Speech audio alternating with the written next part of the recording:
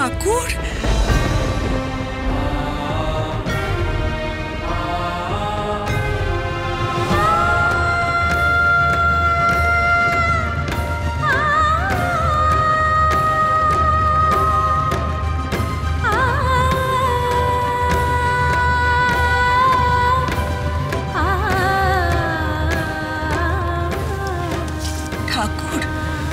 তুমি আমার স্বপ্নে এসেছিলে ঠাকুর।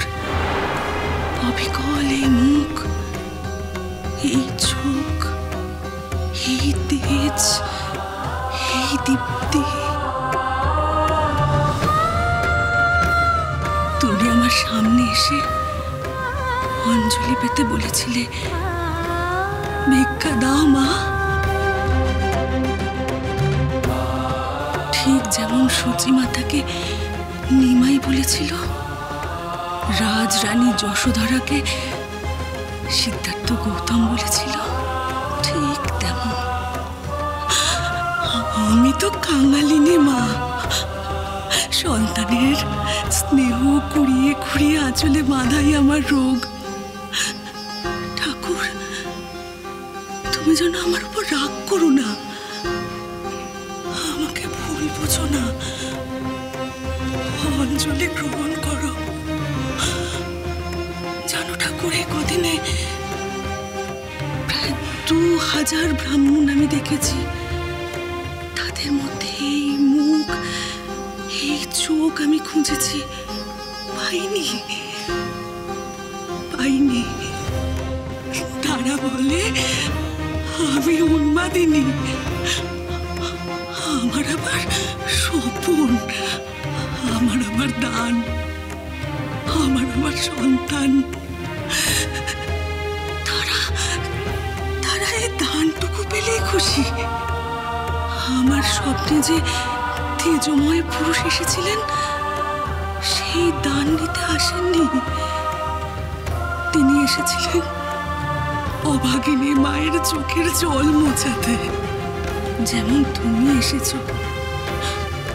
নাও ঠাকুর, চিরভিকারিণী মায়ের হৃদয় নিংড়ানো স্নেহের অঞ্জলি তুমি গ্রহণ করো ঠাকুর।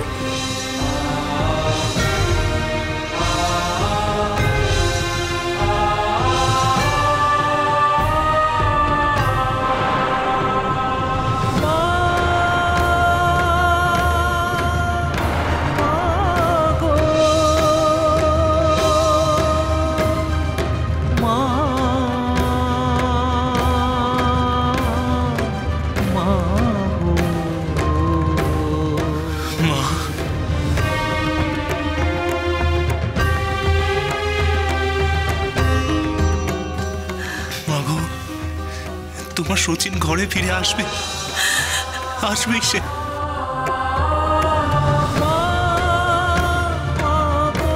শ্রী রামকৃষ্ণ পরমহংস স্বামী বিবেকানন্দর শিক্ষা কিন্তু কর্ম করা, তপস্যা করা নয়।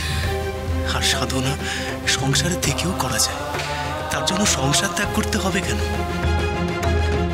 মায়ের অনুমতি ছাড়া সচিন যদি তপস্যার পথে গিয়ে থাকে, তাহলে তাকে ফিরতেই হবে। জগতের তাই নিয়ম, মাই যে জগদীশ্বরী।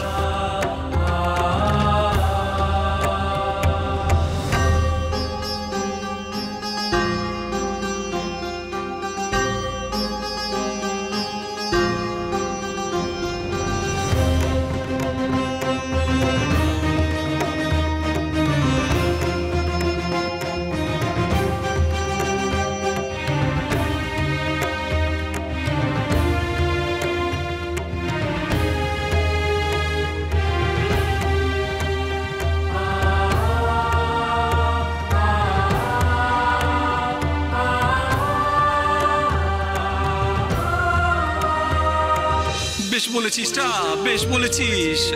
মা ছাড়া কিছু নেই, সব মায়ের ইচ্ছে। মায়ের ইচ্ছেতেই তো তোর এখানে সাধনার ক্ষেত্র তৈরি করলুম রে অন্নদা। এখান থেকেই তো যাত্রা শুরু হবে। কর্ম আর সাধনার পতাকা বই নিয়ে যাবার কাজ এবার যে তো শুরু হলো রে, এবার যে তো শুরু হলো। আদিশক্তি আদ্যাপি সোম থেকে শনি সন্ধ্যে ৭টায় আকাশ আটে।